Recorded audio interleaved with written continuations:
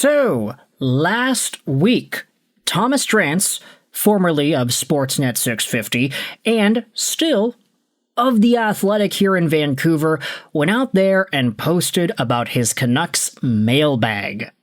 This is a gift article that was posted for all of us to read. So again, big shout out to all of The Athletic writers for going out there and just providing a lot of stuff. Behind a paywall? Nah, just kidding. Sorry, there ain't no paywall. Ever since The Athletic got acquired by the New York Times, things have changed, it seems. But with this said, we have a new piece of info that could potentially illuminate where the Elias Pettersson trade discourse finds itself over the next few months. You see, Drance, in his Athletic piece, which will be linked in the description down below, by the way, has a pretty interesting section on Elias Pettersson and his future, and what the trade price may be for Mr. EP40 11.6 here in Vancouver. So, let's dive into this tweet made by Abby Hockey2L that essentially goes over the meat and potatoes of what Drance writes about. Here's what he said on The Athletic. The Elias Pettersson trade return would be similar to Darnell Nurse. Clear the cap completely, have a C+ prospect or a second-round pick coming back. Clearing the cap would be enough since they could sign guys like Michael Bunting and flip them easily for real assets. The Canucks' preference is to trade Elias Pettersson. And Drance reiterates, it's money in, money out. Now that's a pretty simple analysis on what could be done or what the Canucks want to be done, but it makes sense in my mind when you break it down like that. Darnell Nurse was a cap casualty, a player that a lot of folks said was negative value, always making $9.25 million a year. What are you doing, Edmonton? What's this new core four you've got with McDavid, Draisaitl, Bouchard, and Nurse? One of these guys is not like the other. And Darnell, of course, the lowest paid out of those four, but still paid a lot. Paid a lot compared to what he probably should be worth if he were to be a free agent. Darnell ended up getting traded to the San Jose Sharks in a blockbuster move, wherein the Oilers did not retain any salary. It was Darnell Nurse in exchange for Shakir Mukhamadullin and Zach Sharp. That's it. It was a one-asset for two-asset deal. Mukhamadullin is young enough that you could probably say he's got a bright future. He's 24 years old, also was a former first-round pick by the New Jersey Devils, sent over to San Jose in, I believe it was the Timo Meier trade.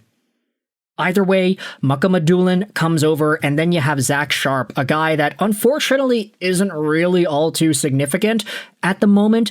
He's playing for Western Michigan University. He was able to score a decent amount of points last season. We'll see where his development goes. But Drance is saying for Elias Pettersson, that could be a similar trade form that the Canucks could explore. Pettersson for maybe a roster center and a second-round pick or a C+ prospect.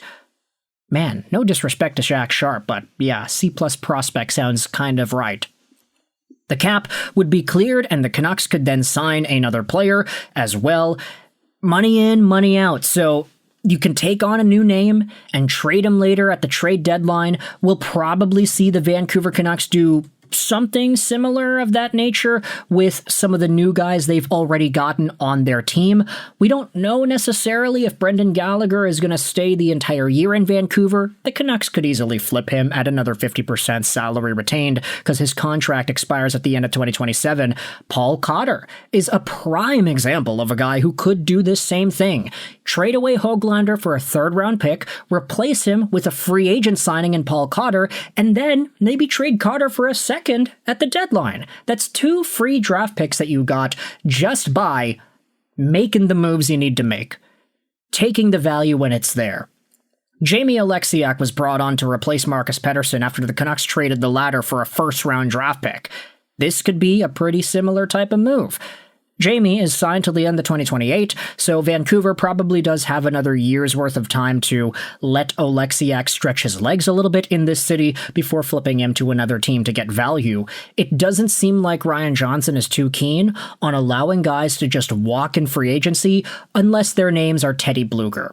That situation was never really going to work out in Vancouver's favor, especially with Alvin and Rutherford trying so hard to keep him. But with Elias Pettersson, it could open the door for even bigger and better names to come onto the organization and then get flipped for real assets down the line. This is literally video game mode.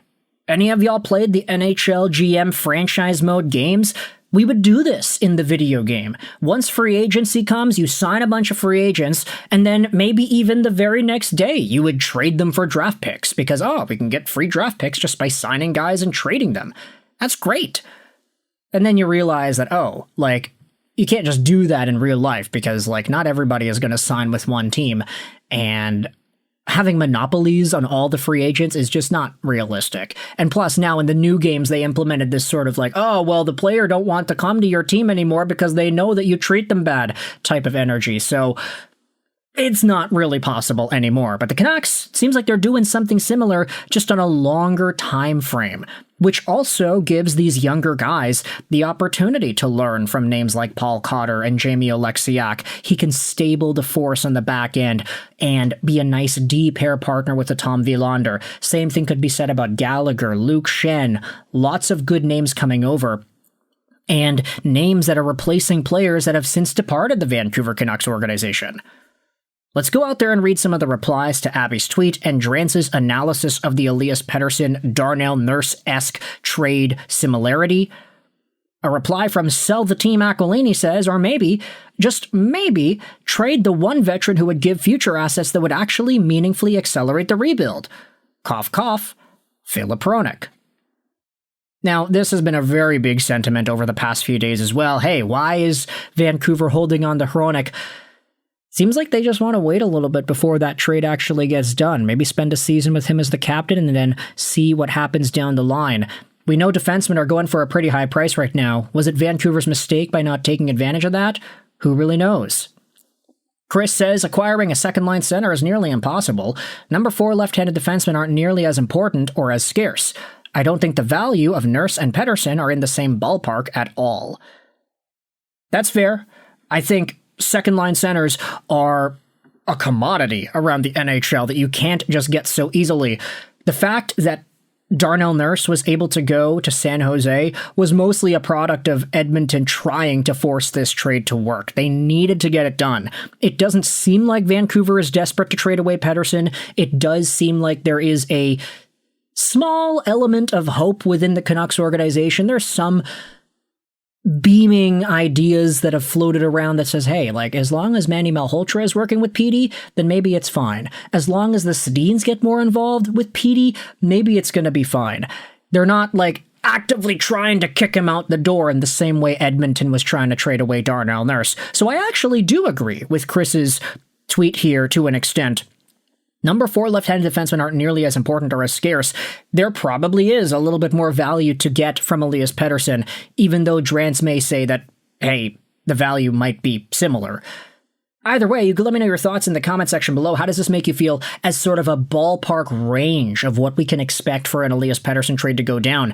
Maybe you're not getting firsts and seconds and thirds and whatnot. Maybe you're getting a first and a roster player to replace Pettersson. Maybe you're getting a decent prospect and a second and a third or something like that. Maybe if you decide to retain salary, you're able to get so much more. But then again, do you want to do that till 2032? Who really knows? Let me know your thoughts in the comment section below. Whether or not you think this Darnell Nurse trade return is a similar structure that we could or should see in an Elias Pettersson trade return. Thoughts in the comment section below. I hope you enjoyed this video. And bye.